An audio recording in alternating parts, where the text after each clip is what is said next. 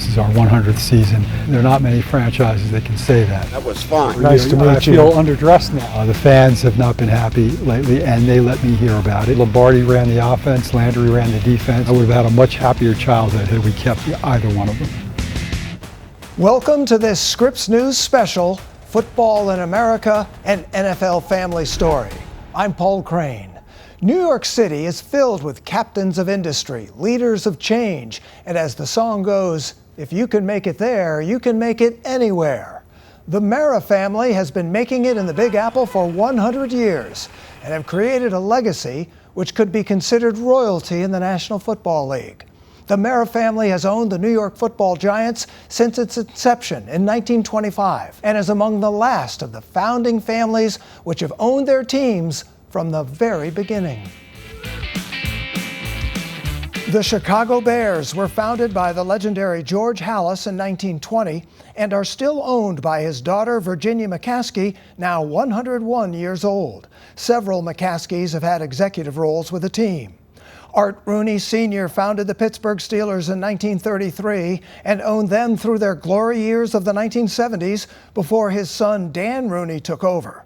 5 Rooney brothers share majority ownership today. Hall of Fame coach Paul Brown founded the Cleveland Browns of the NFL, then Cincinnati Bengals of the AFL. The Bengals are still owned by the Brown family today. And the Hunt family owns the Kansas City Chiefs, founded by Lamar Hunt Sr. in 1960 as the Dallas Texans of the original AFL, before he moved them to Kansas City. A family feud led part of the Mara clan to sell a 50% share of the Giants in 1991 to the prominent Tisch family, the force behind the Lowe's Corporation. But it is the Mara name that remains synonymous with the team. When businessman Tim Mara founded the New York Giants with a $500 investment in 1925, he started what has become a legacy that has stood the test of trying and now prosperous times. What does that mean to you, and especially as you watch the league change the way it has? It certainly has a special meaning to us. I mean, my grandfather founded this franchise 99 years ago. This is our 100th season, and there are not many franchises that can say that. Not that many of us left, so it does hold a special meaning for us. Not that one type of ownership is better than another, but it strikes me as being different. When you go about the daily business of the New York Football Giants, how is it different, do you think, within you than it might be for others? Well, I grew up in this. I mean, my earliest memories of my childhood are sharing a dorm room with my father at training camp during the summers, and going to the games, going to the practices. This was a huge part of my life.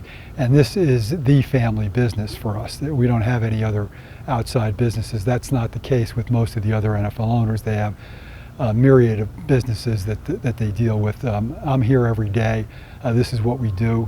It's vitally important to my family that this organization be successful, and I take that responsibility very seriously.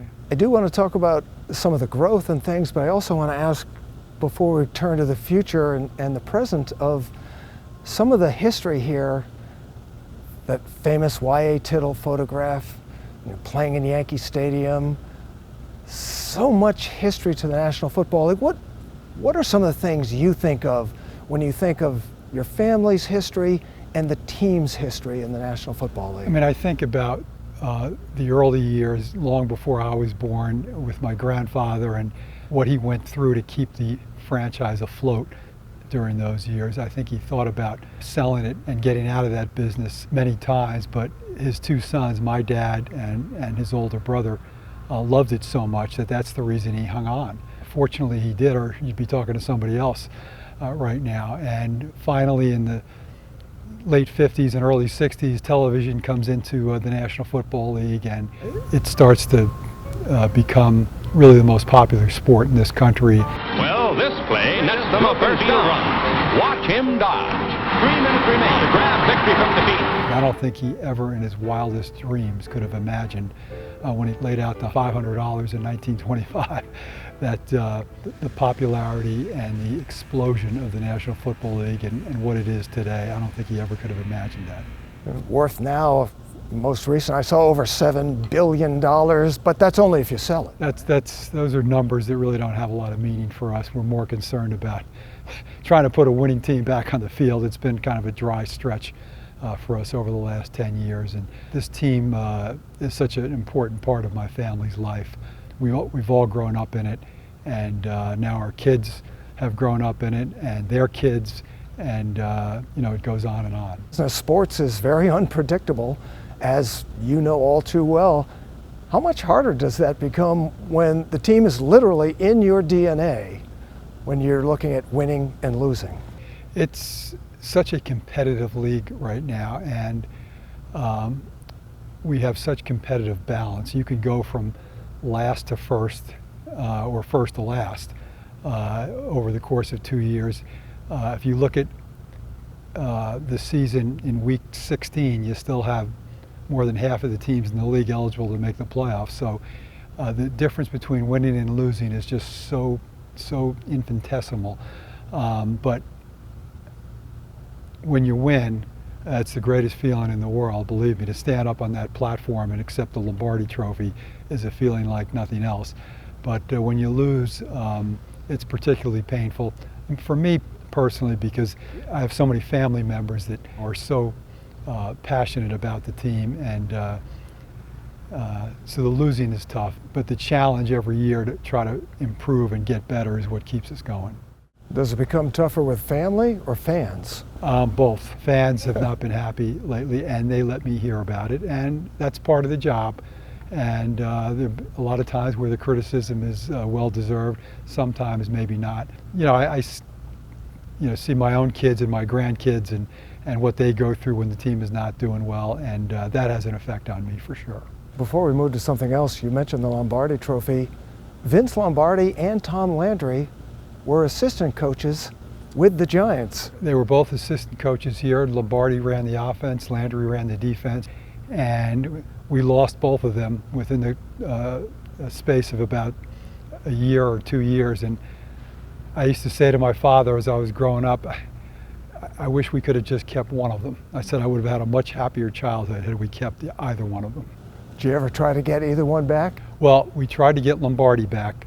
The deal supposedly was he would go to Green Bay for a couple of years, but if we wanted him back, he would come back. But he got there, started to have some success, and there was no way that the Green Bay Packers were going to let him out of Green Bay, Wisconsin, so we were unable to get him back. We tried to keep Tom Landry here, but his line to my father, which I always remembered, was, "I want to go home," because he was a Texan and he wanted to go back home. So we lost him as well, and he made us pay for years and years after that. It became magic for him, for sure. It surely did, and I mean, he's one of the greatest coaches of all time and one of the greatest people ever to be in the National Football League.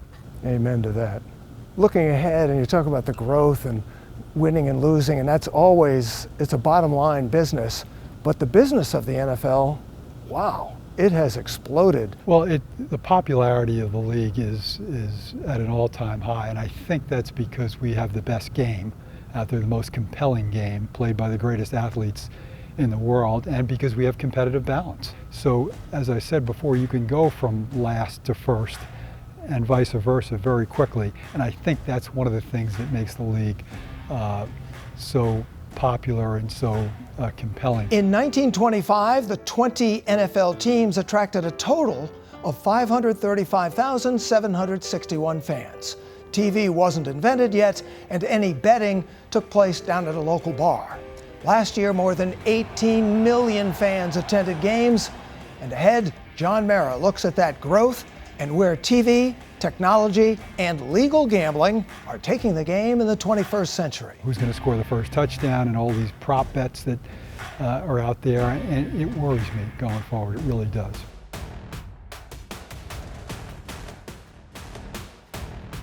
Welcome back to Football in America, an NFL family story. Have you ever heard of the Milwaukee Badgers or the Pottsville Maroons, or how about the Rock Island Independents? Now, those were some of the teams that the Giants played in their first season and are now just distant memories. Hard to believe, but back then, what is now the world's most profitable sports league was on shaky ground. Franchises came and went, and it took patience, stamina, and a strong will for an owner to stay with the NFL. And the Maras had all of that in deep supply. And it has paid off. The Mara family has seen the NFL grow from troubling times into the most powerful and profitable sports league on the planet. But the driving force has always been winning. The Giants have won 8 league championships, 4 of them before the Super Bowl was created, and 4 of them after. The team's first Super Bowl win came after the 1986 season, beating the Denver Broncos 39-20 in Pasadena, California. It was a magical moment after going more than 3 decades without a championship. It was the first for Wellington Mara since inheriting the team in 1959. 4 years later, the Giants won another in a game remembered for Buffalo Bills kicker Scott Norwood missing a 47-yard field goal as time expired, giving the Giants a 20-19 win. In February of 2008, the Giants shocked the football world after Tom Brady led the Patriots through the first ever undefeated 16-game regular season and into the Super Bowl. But there, David Tyree made one of the most remarkable catches in history on his helmet, holding on in the closing moments, a key play in the game-winning touchdown drive of a 17-14 Giants win. And Eli Manning would go 2-0 against Tom Brady and the Patriots in Super Bowls, winning again in February of 2012 by a score of 21-17. Banners from the 4 Super Bowl wins hang in the Giants' practice facility today. When you come in here and you look at the trophies, I'm going to guess it doesn't get old. No, it doesn't get old. I mean, for me, seeing my father's name on those trophies was pretty cool because we went through a lot of years of pain and losing, and I just remember that feeling when I saw him accept that Lombardi Trophy for the first time in January of 1987, what that felt like.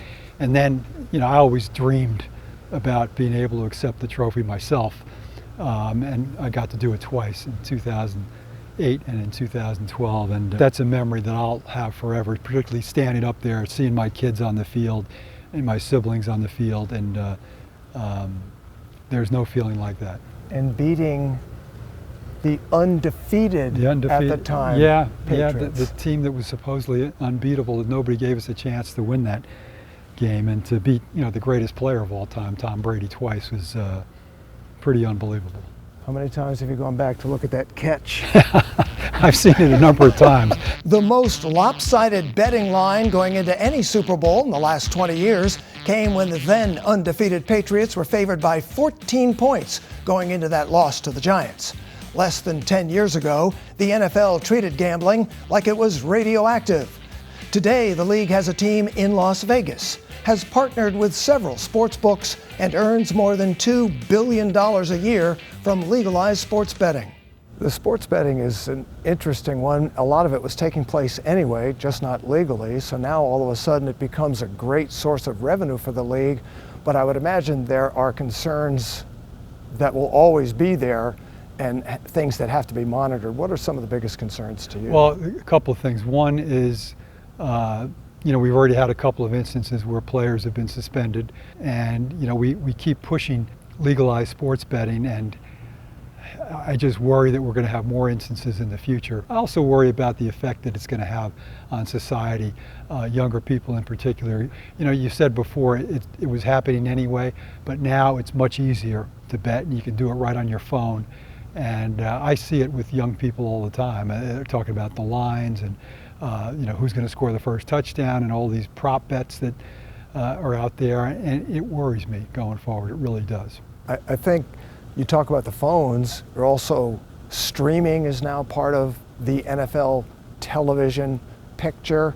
Where do you see this going, and how are fans going to be able to figure out how they can watch their teams on different days? I think that's becoming more and more complex because fewer people are watching broadcast television these days, so streaming is the way of the future. I think people will figure out how to find the games for their teams. I have trouble doing it sometimes, believe me, but I'm a dinosaur when it comes to that stuff. But you know, the popularity of the league, and you know, you have fans. We have fans all over the country that want to watch our games, and I'm sure many of the other teams do as well. And streaming is going to be the way to do that going forward. Streaming is just the latest part of the NFL's biggest source of revenue, television. It was Wellington Mara's decision to support the NFL sharing television revenue equally among large market and small market teams that allowed the league to create the model being used today.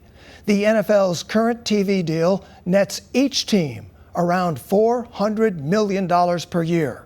It recently signed an 11-year contract worth more than $110 billion, and it's still growing. The package includes traditional networks, cable, and streaming services, which have slowly been adding playoff games and other exclusive games, like the one played this season in Brazil. How about the way the league has grown globally? I can remember being with the Dallas Cowboys when they first went over to Wembley to play an exhibition game with the Bears. Who knew? What do you think about the way it's grown in the United Kingdom, Germany, Mexico, and now Brazil? It's amazing what has happened, and I never would have imagined that 15 years ago. But we've been to the UK 3 times, played in 3 sold-out stadiums, wildly enthusiastic crowds. We're going to Munich this November, and we expect the same thing. And every year you see sold-out stadiums and passionate fans over there. So I think that's a focus for the league going forward, is to increase our global appeal. Today's players are bigger, faster, and stronger than those who took the field in 1925. Rules and regulations have changed to make the game better for fans and safer for players. Up next, John Mara talks about how the most noticeable rule change this season is a direct result of reviving a play that had all but disappeared.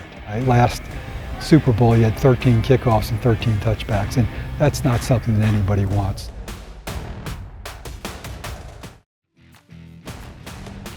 Welcome back to Football in America, an NFL family story. The NFL keeps looking for new ways to use technology and improve its game. The league experimented with an electronic system to measure first downs in the preseason, but is using the old-fashioned chains through the regular season. There is a new kickoff rule, which has the coverage team lining up at the receiving team's 40-yard line, while no one can move until the ball is caught or lands between the goal line and 20-yard line. It's been a violent and dangerous play, which saw the lowest kickoff return rate in league history last season. The new kickoff rule. That's something that looks to be able to bring the play back into the game and perhaps not have those length of the field impacts.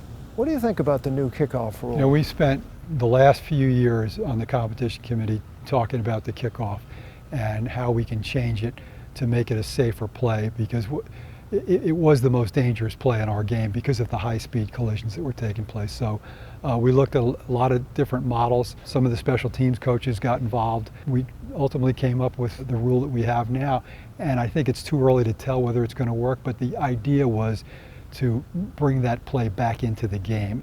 The kickoff had become basically a ceremonial play. Last Super Bowl, you had 13 kickoffs and 13 touchbacks, and that's not something that anybody wants. So we'll see what this looks like as we go through the year, and then talk about whether we need to make any changes after the year is over. So many more games. There's been talk of 18-game schedule. It feels inevitable.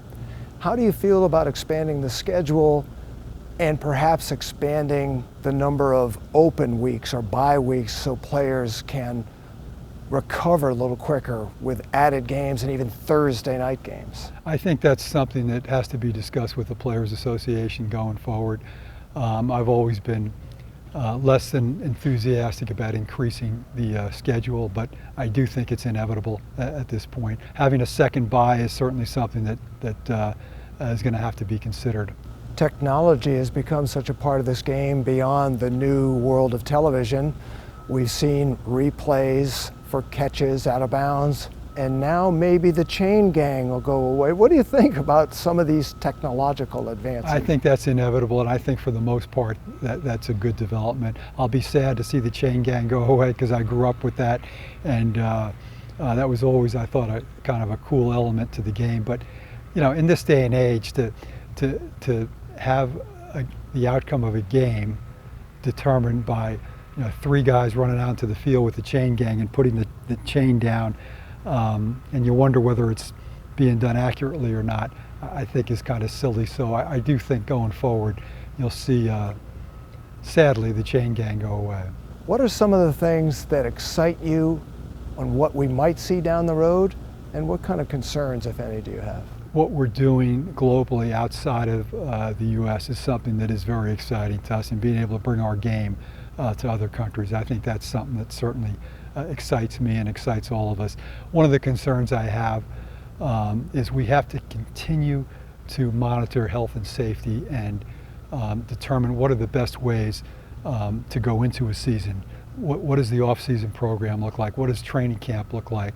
What does your practice schedule during the season look like? What's the safest way to proceed? Because to me, the number one risk that we have going forward is the perception out there that football is too dangerous a game to play. We've made dramatic improvements, I think, in health and safety over the last few years.